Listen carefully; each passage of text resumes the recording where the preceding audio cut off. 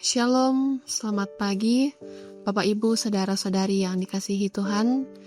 Kita sungguh bersyukur di pagi hari ini bahwa penyertaan Tuhan boleh mempertemukan kita kembali melalui renungan harian Toraya edisi Rabu 17 Juni 2026. Kita akan belajar dari firman Tuhan. Sebelum itu mari berdoa.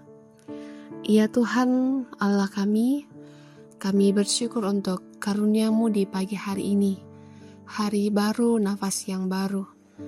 Dan untuk mengawali segala aktivitas kami akan belajar dari firman-Mu. Kami yakin dan percaya bahwa Roh Kudus Tuhan yang akan terus melingkupi kehidupan kami, sehingga firman-Mu ini akan menjadi suluh dan pedoman dalam kehidupan kami. Ini doa kami ya Tuhan, bersabdalah kami siap mendengarkan firman-Mu. Dalam Kristus Yesus kami berdoa. Amin. Efesus pasal 5 ayat 15 hingga ayat yang ke-20. Hidup sebagai anak-anak terang, firman Tuhan. Karena itu perhatikanlah dengan saksama bagaimana kamu hidup. Janganlah seperti orang bebal, tetapi seperti orang bijak. Dan pergunakanlah waktu yang ada, karena hari-hari ini adalah jahat. Sebab itu janganlah bodoh, tetapi usahakanlah supaya kamu mengerti kehendak Tuhan. Janganlah mabuk oleh anggur, karena anggur menimbulkan hawa nafsu. Tetapi hendaklah kamu penuh dengan Roh. Dan berkata-katalah seorang kepada yang lain dalam mazmur, kidung puji-pujian, dan nyanyian rohani. Bernyanyilah dan lantunkanlah pujian bagi Tuhan dengan segenap hati. Ucaplah syukur senantiasa atas segala sesuatu dalam nama Tuhan kita Yesus Kristus kepada Allah dan Bapa kita. Amin. Harta kesayangan Allah di tengah waktu yang berlalu. Ianan pak keboro na puang lan atu pura lendu. Jemaat yang dikasihi Tuhan, Steve, seorang pendiri Apple, pernah menyadari di akhir hidupnya bahwa sebuah keberhasilan dan harta itu tidak dapat membeli kembali waktu yang telah hilang. Di puncak pencapaian, ia melihat ada relasi dan momen yang tidak bisa diulang kembali. Seringkali manusia baru menghargai waktu ketika hampir kehilangan waktu. Kita sibuk mengerjakan banyak hal, tetapi terkadang kita lupa bahwa waktu adalah anugerah yang tidak dapat diputar kembali.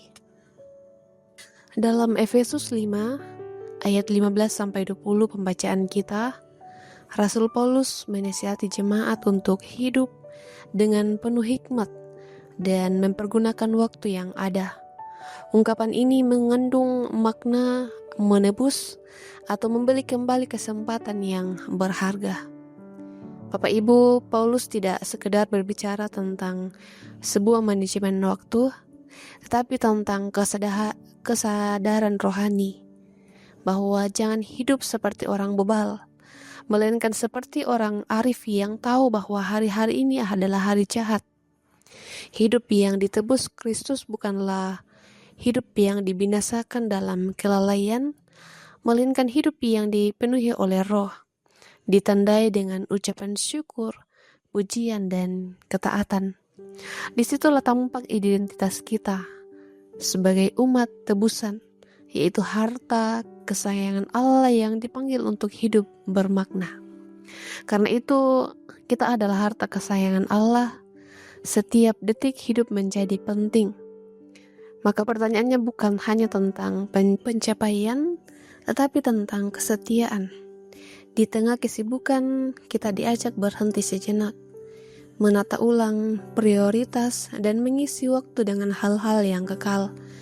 Mengasihi keluarga, melayani dengan tulus, bekerja dengan jujur serta membangun relasi dengan Tuhan. Saat kita menata prioritas, kita mengasihi, melayani dan hidup dalam hikmat, bahkan juga waktu kita berubah menjadi persembahan. Dunia boleh menilai dari keberhasilan, tetapi Allah melihat hati yang setia dan hidup yang dipakai bagi kemuliaannya. Untuk itu, mari terus pergunakan waktu yang masih Tuhan anugerahkan. Terlebih kita sebagai harta kesayangan Allah, hiduplah memuji, memuliakan Tuhan. Amin.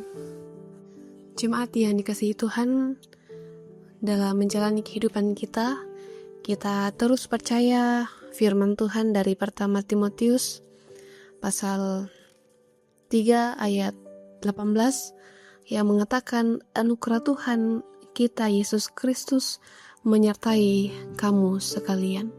Selamat menjalani dan melaksanakan aktivitas kita masing-masing. Tuhan memberkati.